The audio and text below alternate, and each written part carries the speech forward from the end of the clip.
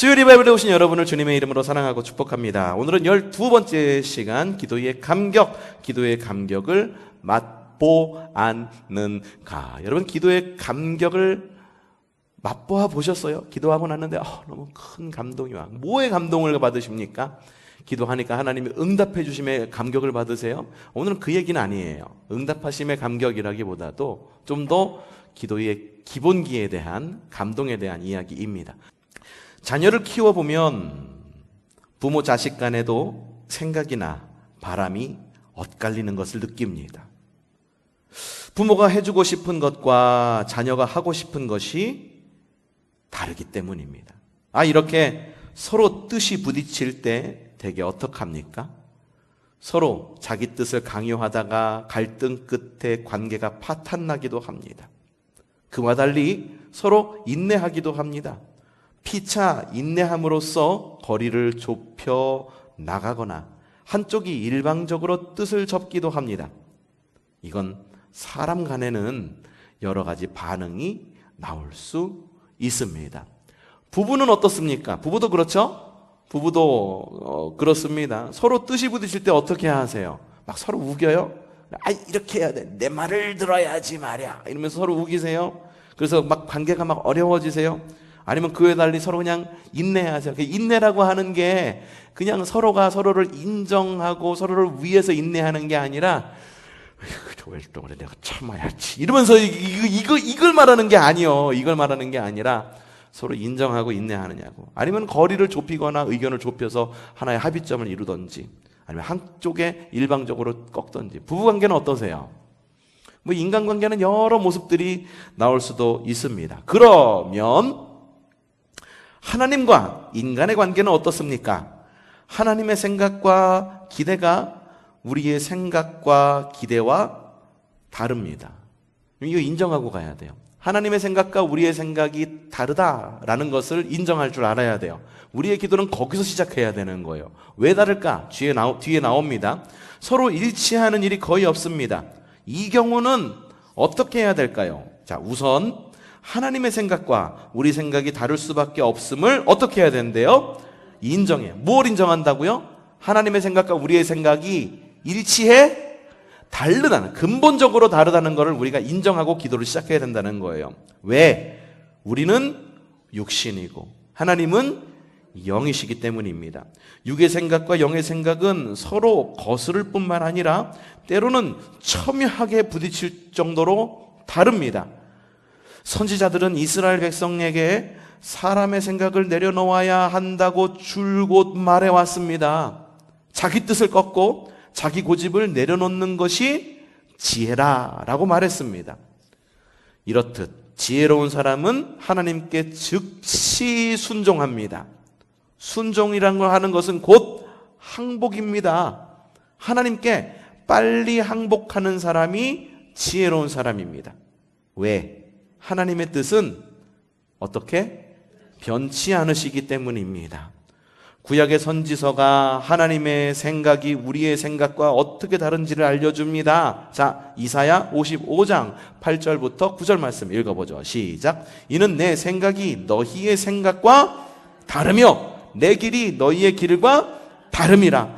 나의 여호와의 말씀이니라. 이는 하늘이 땅보다 높음같이 내 길은 너희의 길보다 높으며 내 생각은 너희의 생각보다 높음이라. 뭐가 높다는 거예요? 하나님의 생각이 높고 하나님의 길이 높고 우리의 생각과는 근본적으로 다르다는 거예요. 은혜의 말문이 막히다. 기도의 자리에서 우리는 자기 생각이 하나님의 생각과 다르며 그의 생각에는 이를 수도 없다는 사실을 인정하게 됩니다. 우리가 아무리 기도해봤자 안 되네. 하나님 손바닥 아니야. 하나님 손바닥 아니야. 하나님의 생각 우리가 헤아릴 수 없어. 우리는 제 힘으로는 하나님의 길을 나설 수 없는 사람들입니다.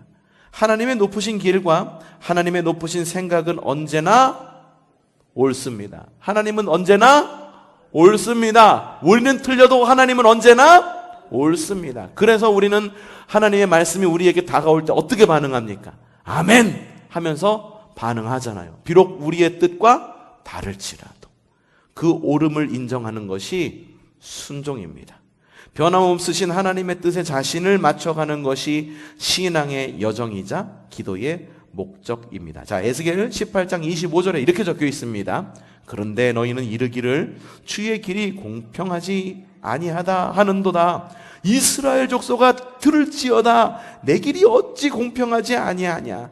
너희 길이 공평하지 아니한 것이 아니냐. 그러니까 사람들이 이거예요. 하나님의 뜻이 옳아. 근데 자꾸만 내 뜻이 옳다라고 주장해. 아유, 그건 하나님이 틀리신 거예요. 내 말이 옳고 내 생각이 옳죠. 하나님 어떻게 내가 하나님의 뜻을, 내가 지금 겪는 상황, 내가 필요한 것, 지금 내가 결정한 이게 옳다니까요. 하나님, 이게 맞아요. 이게 맞아요. 그러니까 하나님이 말씀하시는 거예요. 야, 주의 길이 공평하지 아니하는도다 라고 니네들이 그렇게 얘기해? 야, 너 들어봐. 내 길이 어떻게 공평하지 않니? 야, 니들의 길이 공평하지 않은 거야 라고 주님께서 에스겔서를 통해서 말씀하고 계신다라고 하는 겁니다. 자기 길이 옳다고 믿는 어리석은 사람도 있지만 우리 길은 옳지 않습니다. 하나님의 길은 공평한 길이지만 우리 길은 늘 구부러진 길입니다. 그래서 정의를 부르짖는 사람, 공평을 판단하는 사람을 조심해야 됩니다. 야, 이게 정의야. 그러니까는 이걸 따라야 돼. 너무 지나치게 확정 지어가지고 정의를 완전히, 정의가 이거라고 완전히 프레임을 딱 짜놓고 이 안에 들지 않는 거는 나쁜 거야. 이 안에 들어야지만 정의야 라고 말하는 거를 주의해야 된다. 조심해야 된다라고 하는 거예요. 사람이 만드는 정의는 언제나 상대적일 수밖에 없어요. 인간의 정의가 얼마나 삐뚤어지고 추악한지 모릅니다. 사람들 사이에 분란이 끊이지 않는 이유가 인간의 정의 탓이 아니겠습니까? 여전히 죄인에 불과한 인간이 부르짖는 정의이기 때문입니다. 죄성의 바탕을 둔 정의이기 때문이라는 거예요.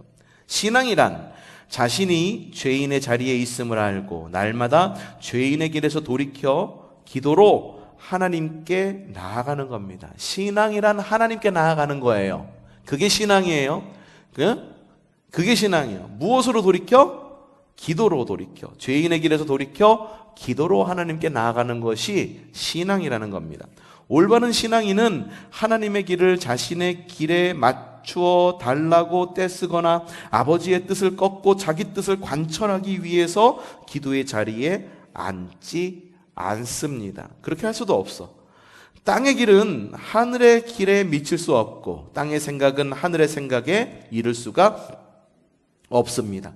우리가 말하는 공평이라고 하는 것은 하나님의 공평과는 언제나 엇갈립니다. 그래서 하나님을 묵상하면 묵상할수록 우리 죄가 드러나고 하나님의 선하심을 더욱 갈망하게 됩니다. 자기 죄가 드러날수록 도대체 어떻게 해서 자신이 그 자리에 앉아 있는지 주의 은혜에 감사할 수밖에 없게 됩니다. 바로 다윗이 그랬습니다. 어휴, 내가 어떻게 이스라엘 왕이 될 수 있었지? 수많은 죽음의 고비를 넘기고 어떻게 여기까지 올 수 있었나? 어떻게 그럴 수 있었지? 다윗이 그렇게 생각해도 아무리 생각해도 설명할 길이 없습니다. 그래서 그가 기도의 자리에서 묻습니다. 다윗이 묻는 거야. 하나님, 내가 왕이 된다고요? 내가 뭔데 왕이 돼요? 하나님 보니까는 죽을 고비 많이 넘기고 고생한 건 맞아요. 근데 내가 왕이 될 자질이 있는 사람이에요? 사무엘하 7장 18절 다윗 왕이 묻습니다. 다윗 왕이 여호와 앞에 들어가 앉아서 이르지 주 여호와여 나는 누구이오며 내 집은 무엇이기에 나를 여기까지 이르게 하셨나이까. 여기서 여호와 앞이라는 것은 다윗이 오베데돔의 집에서 법궤를 옮겨와 안치한 장막의 바깥들을 가리킵니다. 다윗이 그곳에 앉았습니다. 기도의 자리에 오래 머물렀다는 뜻입니다. 그가 묻습니다. 하나님, 나는 누구입니까? 인간의 독특한 질문입니다. 동물은 할 수 없는 질문입니다. 흙순이가 나는 누구입니까? 묻지 않아요. 아버지가 누구예요? 어머니가 누구예요? 묻지 않아요. 자신의 존재에 대해 심각하게 고민하지 않습니다. 동물은 할 수 없는 질문입니다. 동물은 나서 죽을 때까지 이런 질문은 하지 않습니다. 인간 스스로 답을 찾을 수도 없는 질문입니다. 철학자도 답할 수 없습니다. 나는 누구입니까? 나는 어디로 와서 어디로 갑니까? 어디에서 왔다가 어디로 가는가? 이 인간의 기초적인 질문이에요. 사람은 누구나 태어나면서, 특별히 사춘기 겪으면서 이런 질문 많이 해요. 나는 도대체 왜 태어난 거야? 사는 게 너무 힘든데. 고민에 빠지면서, 그러면서 어떻게? 막 말썽 일으키는 거예요. 그러면서 막 호르몬 작용에 의해서 말썽 일으키고 말도 안 듣고, 어떤 사람은 또 집 나가기도 하고 막 그러잖아요. 나는 누구입니까? 나는 어디로 와서 어디로 갑니까? 오로지 나를 지으시고 나를 나보다 더 잘 아시는 분, 나를 향한 계획과 목적이 있으신 분께만 물을 수 있는 질문입니다. 하나님에게 할 수 있는 질문이에요. 답을 줄 수 있는 분도 하나님밖에 없어. 철학자들이 이걸 대답하기 위해 가지고 엄청나게 노력을 해서, 과학자들도 질문해. 그래서 인간이란 무엇인가 질문해가지고서, 그럼 이 사람이 어떻게 생겨났지? 그래서 만들어진 게 뭐예요? 진화론이죠. 진화론. 응? 사람이 질문하잖아. 하나님, 우리는 어떻게 태어났습니까? 그래서 하나님이 답을 주신 게, 태초에 하나님이 천지를 창조하시니라. 창조 신앙으로 우리에게 답을 해주시죠.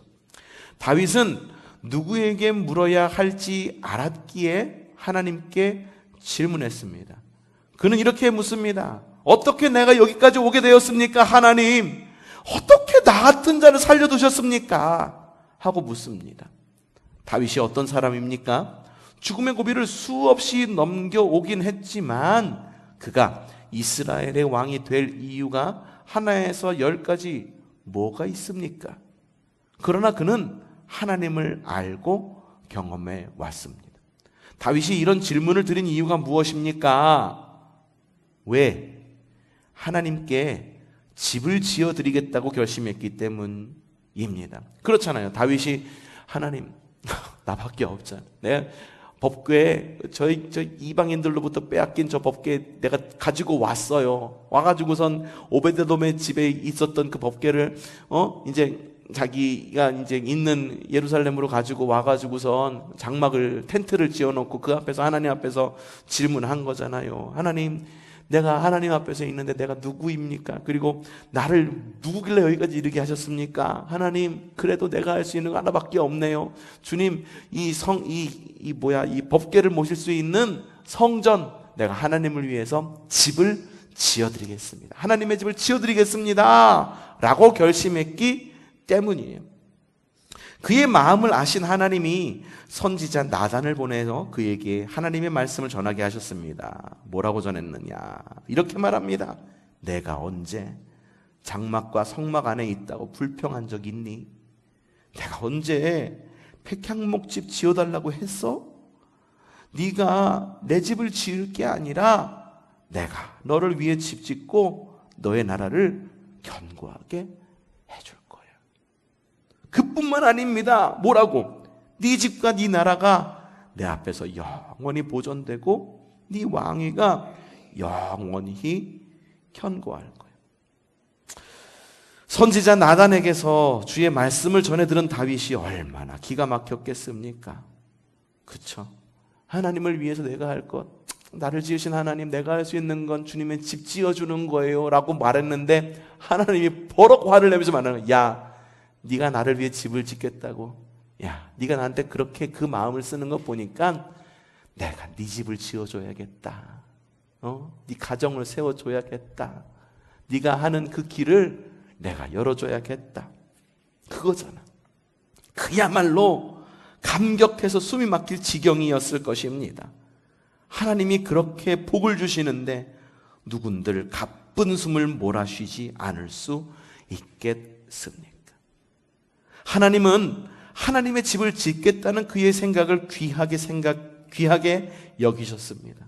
그 일이 대단해서가 아닙니다. 하나님을 위해 살겠다는 그 믿음의 결단을 소중하게 받으신 것입니다. 그러나 사실 우리가 무슨 수로 하나님을 위해서 살 수 있겠습니까? 제 앞가름이나 잘해주기를 하나님도 바라실 것입니다. 그쵸? 이 아이께 하나님을 위해 뭘 한다고, 네 앞가름이나 잘해. 하나님이 그러실 거예요. 아마도 너 하나 정신 차리고 바로 서면 난 그걸로 좋게 하는 마음이 하나님의 진심이실 것입니다. 부모 마음이잖아. 와가지고선 아들이 있어서 밖에서 돌아왔는데 이 아들만 보면은 그냥 속이 문드러져. 그 딸만 보면은 아이고 이놈이 도대체 언제 좀 살아갈지. 근데 이놈이 와갖고선 명절이라고 와가지고서 큰소리 떵떵 치네. 엄마! 아빠! 나 좀 있으면 금방 나아질 거야. 걱정하지 마. 엄마 아빠 나 지금 노년 걱정하지 마. 내가 엄마 아빠 노년 책임져 줄게. 걱정하지 마. 다른 사람 다 버려도, 다른 형제들 다 버려도 나는 엄마 아빠 안 버려. 내가 엄마 아빠 책임질 거야. 그럼 뭐라고 그러세요? 그래 네가 내 삶 챙겨 이렇게 말해요? 속으로 뭐라고 말해? 너나 잘해. 너나 잘해. 네 앞가름이나 잘해. 하나님도 똑같이 말씀하시는 거예요. 하나님, 내가 하나님을 위해서 하나님의 성전을 짓겠습니다. 하나님의 나라를 위해서 위대한 일을 하기를 원합니다. 하나님 나를 통하여 일해 주세요. 하나님이 우리에게 말씀하시는 거야. 뭐라고 말씀하신다고? 너나 잘해. 너나 잘해. 그러면 얘기하는 거예요. 에휴, 그래 네 말 그걸로도 좋게. 엄마는 말이야, 아빠는 말이야, 네가 그렇게 얘기하는 걸 하나만 들어도 든든하다. 야 됐다 이놈아 하면서 몰래 가면서 이 녀석 어려운 거 아니까는 뒷구녕으로 야 차비는 있냐? 저녁은 먹었냐? 5만 원짜리 꾸깃한 거 주머니에 쓱 넣어주는 게 그게 부모 마음이잖아.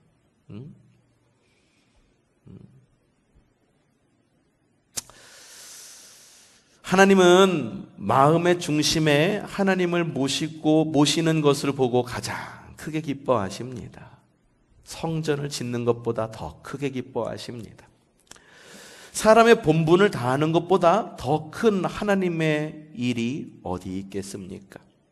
이웃과 좋은 관계를 맺는 것보다 더 큰 하나님의 일이 어디 있겠습니까? 우리에게 맡겨주신 가족을 잘 돌보고 살피는 것보다 더 큰 하나님의 일이 어디 있겠습니까? 그런데 우리는 다른 엉뚱한 일로 하나님을 기쁘시게 하려고 합니다.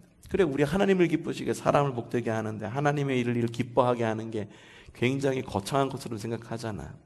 근데 엉뚱한 일로 우리는 하나님의 일을 기쁘게 하시게 하려고 하는 것은 아닌지 돌아보게 되는 거지. 다윗은 성전을 짓는 일로 하나님을 기쁘시게 할 수 없다는 것을 알았던 모양입니다. 네 손으로 성전을 짓지 마 라고 하는 하나님의 말씀을 듣고 화를 낼 만도 한데 그는 그러지 않았습니다. 내가 교회를 짓겠다는데 왜 이러십니까? 이제 돈 좀 생겨서 헌금 좀 하겠다는데 왜 안 받으시겠다는 겁니까? 이렇게 억울한 마음을 호소할 법도 한데 다윗은 그러지 않았습니다. 자, 뭐라고 얘기했냐? 사무엘하 7장 19절 읽어보죠. 시작. 주 여호와여, 주께서 이것을 오히려 적게 여기시고 또 종의 집에 있을 먼 장래의 일까지도 말씀해 주셨나이다. 주 여호와여, 이것이 사람의 법이니이다. 야, 이게 무슨 말일까? 헷갈리시죠? 뒤에 나와요. 다윗은 그의 왕위를 견고하게 하시리라는 말씀에 감격하여 할 말을 잊은 거야. 할 말을 잊은 거야. 하나님, 나를 다 아시는데 내가 무슨 말을 하겠어요? 내가 이미 말할 거 하나님 다 알고 계시잖아요. 그리고 뒤에 붙은 말, 이것이 사람의 법이니이다 라는 말씀은 언뜻 이해가 되지 않습니다. 다만 이 말은 해석할 때 사람이 다른 사람을 대할 때 예를 갖춰 대하듯 하나님이 자신을 선대해 주시니 은혜에 감격해서 한 표현입니다. 하나님이 다윗에게 주신 약속과 비슷한 말씀을 예수님이 우리에게 주셨습니다. 자, 뭐라고 주셨는지. 다윗에게 내 집 짓지 마, 내가 너를 네 집을 지어줄게.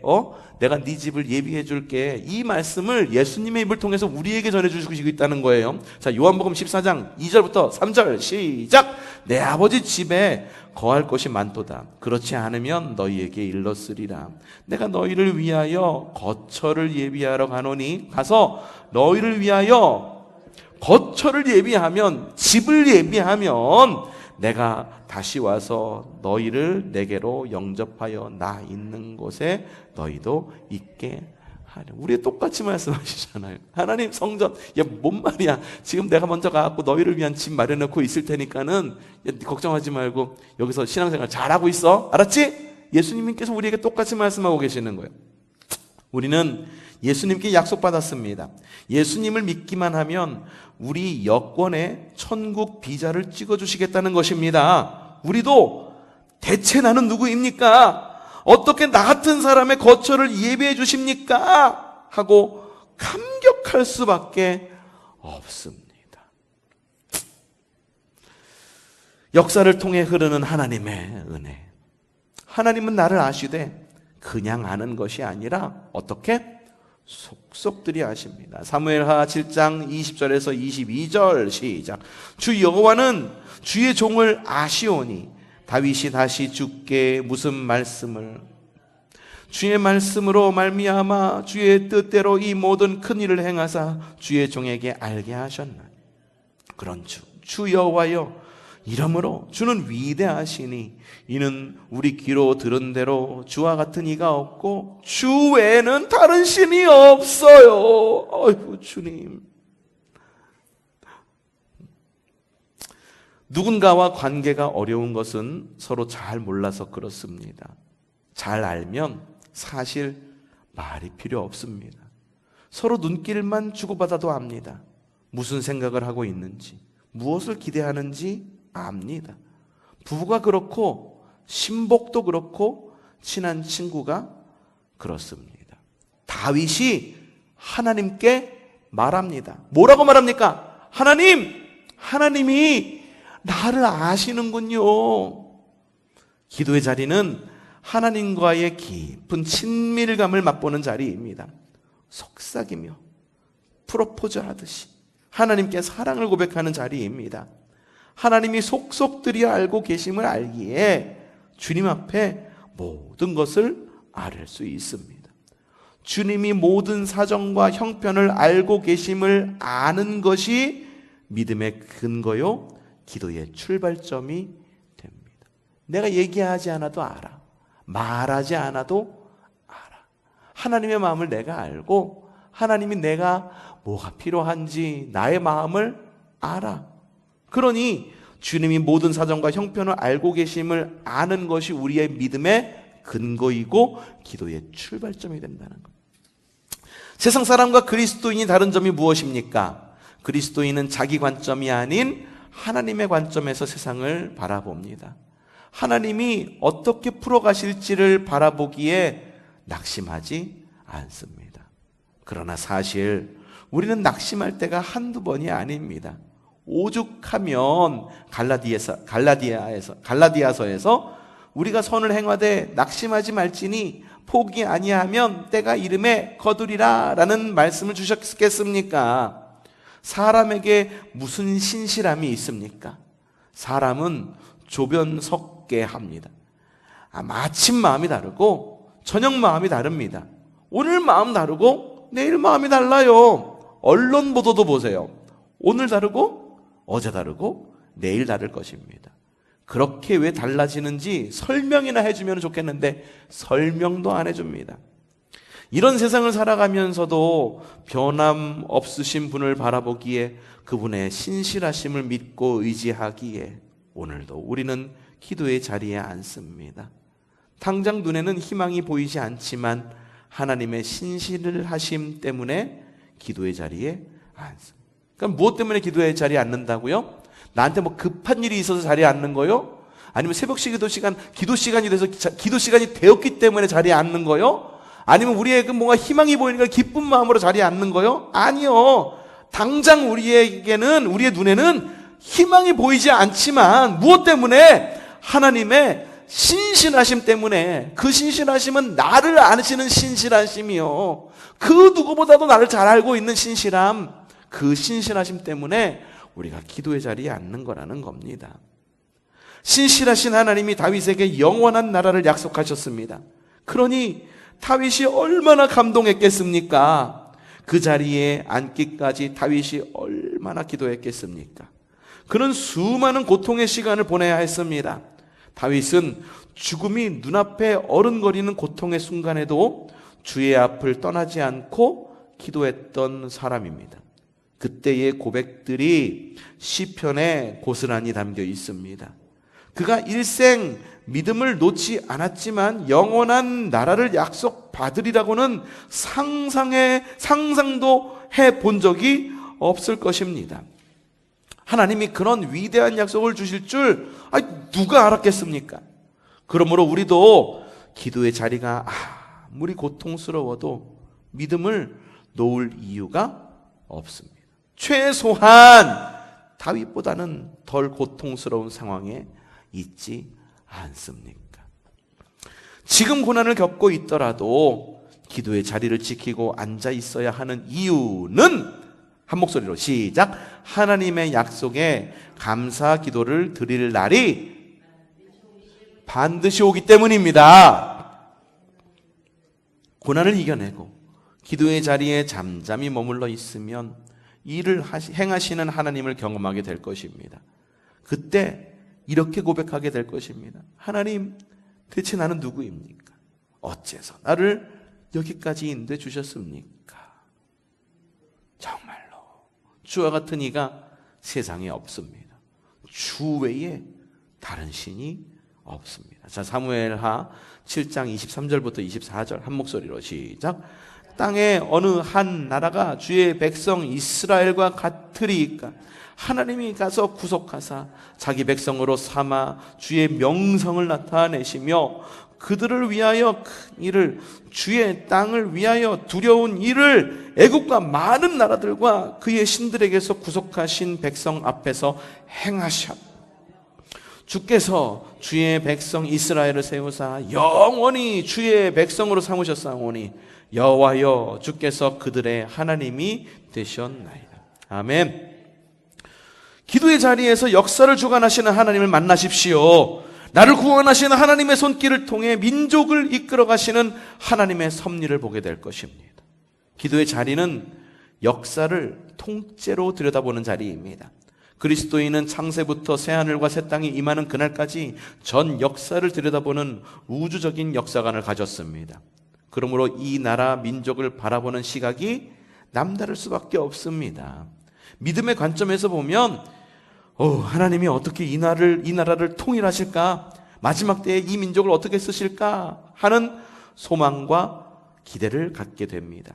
기도의 자리에서 보면 하나님의 은혜 가운데 흘러가는 역사를 볼 수 있습니다. 우리가 고난 없이 정결해지겠습니까?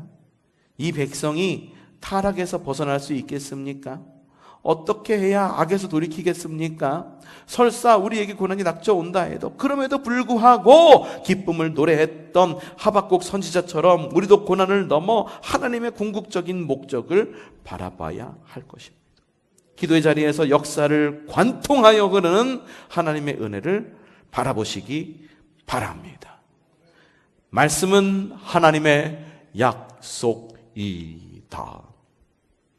다윗은 자신뿐 아니라 이스라엘 백성을 부르신 하나님을 찬양합니다. 그는 역사를 주관하시는 하나님을 경외감으로 바라보며 기도합니다.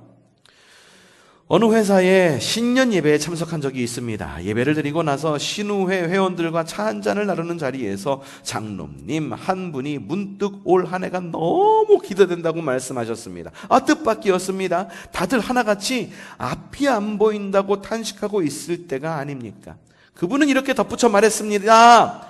우리나라가 어려울 때면 꼭 하나님이 뜻밖의 방법으로 문제를 풀어서 인도해 주시곤 하지 않았습니까? 하나님이 우리 민족을 얼마나 사랑하십니까?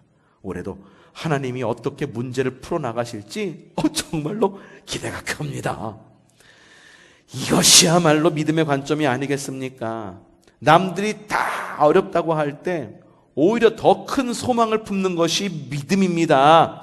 다들 죽겠다고 말할 때 모든 것이 주님께 있음을 고백하는 것이 믿음입니다. 이것이 바로 하박국 선지자의 믿음 아닙니까? 나라의 운명이 바람 앞에 등불 같은데도 그는 구원의 하나님에 대한 신뢰와 회복의 기쁨을 노래했습니다. 이제 다윗은 하나님의 약속을 붙듭니다. 사무엘하 7장 25절부터 26절 시작. 여호와 하나님이여, 이제 주의 종과 종의 집에 대하여 말씀하신 것을 영원히 세우셨사오며 말씀하신 대로 행하사 사람이 영원히 주의 이름을 크게 높여 이르기를 만군의 여호와는 이스라엘의 하나님이라 하게 하옵소서.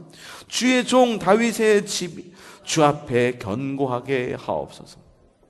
이 말씀과 우리는 상관이 없습니까? 여러분은 이 다윗의 고백과 상관없으시죠? 아니에요. 상관이 있습니다. 다윗의 족보를 따라 예수 그리스도께서 우리에게 오셨습니다. 이 언약은 예수 그리스도를 보내시어 영원한 구원의 역사를 이루어 가시겠다는 약속입니다. 우리도 이 언약을 믿음으로 받아들인 믿음의 후손들입니다. 말씀을 읽을 때마다 언약을 발견하게 되기를 바랍니다. 하나님의 언약을 붙들고 기도하십시오. 무지개 언약을 기억하기에 비가 아무리 많이 와도 홍수 심판 걱정은 안 하지 않습니까? 홍수가 올지언정 종말은 오지 않으리라는 것을 알지 않습니까? 노아가 그랬잖아요. 그렇죠? 그렇죠? 부르짖어라. 그러면 고쳐주리라. 회개하고 겸비하면 내가 이 땅을 고치리라 하는 약속의 말씀이 있기에 우리는 기도의 자리에서 부르짖습니다. 그런 약속이 없다면 기도의 자리는 그냥 넋두리의 자리요, 한풀이의 자리가 될 것입니다. 그러나 약속의 말씀이 있기에 기도의 자리에 꿋꿋하게 버틸 수 있습니다. 모세가 하나님의 이름을 붙들고 기도했다면 다윗은 하나님의 언약을 붙들고 기도합니다. 여러분은 무엇을 붙들고 기도하십니까? 무엇을 붙들고 기도하세요? 자, 읽어봅시다.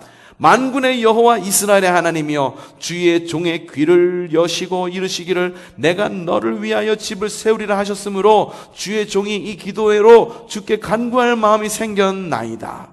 주 여호와여, 오직 주는 하나님이시며 주의 말씀들이 참되시니이다.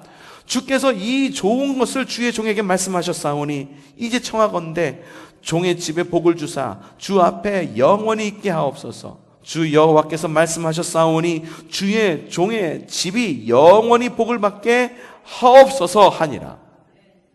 기도하고 싶어도 기도하기가 어려운 이유가 무엇입니까? 들은 게 없기 때문이에요. 약속을 받은 것이 없기 때문입니다. 그러니 때를 쓸 근거가 없습니다.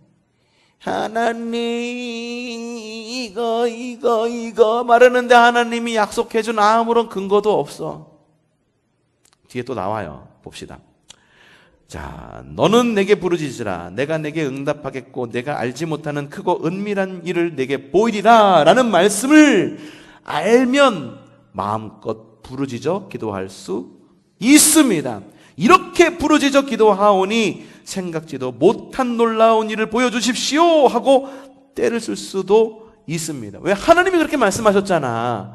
하나님이 너는 내게 그렇게 부르짖으라. 내가 응답하겠고 네가 알지 못하는 은밀한 일을 네가 보일 거야 라고 분명히 예레미야서에서 말씀하셨으니까 하나님, 주님께서 나보고 부르짖어 기도하라고 그러셨잖아요. 그래서 부르짖어 오니 생각지도 못한 놀라운 일을 나에게 보여주십시오라고 부르짖을 근거가 우리에게 이미 있다라고 이야기를 하는 거예요. 자, 자녀와의 약속도 그렇습니다. 뭘 사주겠다고 약속하는 순간 우리는 자녀에게 빚진 자가 됩니다. 실제로 자녀에게 돈을 빌린 것도 아니고 채무증서를 써준 것도 아니지만 말 한마디 때문에 빚을 지게 됩니다. 그렇죠. 손주들이 와가지고 이 할비가 요번에 오면은 뭐 해줄게 하면은 할미 할아버지 주머니에 돈이 있던 없던 해줘 안 해줘? 해주지. 근거가 뭐야? 내가 해주겠다고 이야기를 한 게 근거야. 마찬가지라는 거예요. 하나님께서 우리에게 말씀하셨어. 그러니 그게 근거가 되어서 우리가 부르짖어 기도할 근거가 거기에 있다라고 하는 거예요. 하나님께서 근거를 우리에게 언약, 말씀, 이걸로 우리에게 근거를 우리에게 주셨사오니 우리는 기도할 수 있다 없다? 있다.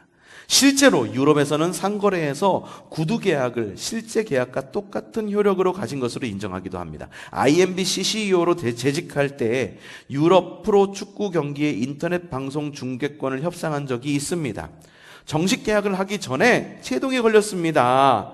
그러니까 이거죠. 유럽 축구 경기를 갖다가 인터넷으로 우리 이렇게 하면 어떻겠어요? 그러니까는 유럽 축구 경기에서 우리 그렇게 하자라고 하고선 그냥 지나가는 말로다가 약속을 한 거예요. 그런데 정식 계약을 앞두고 있는데 제동이 걸렸어. 왜 제동이 걸렸는가?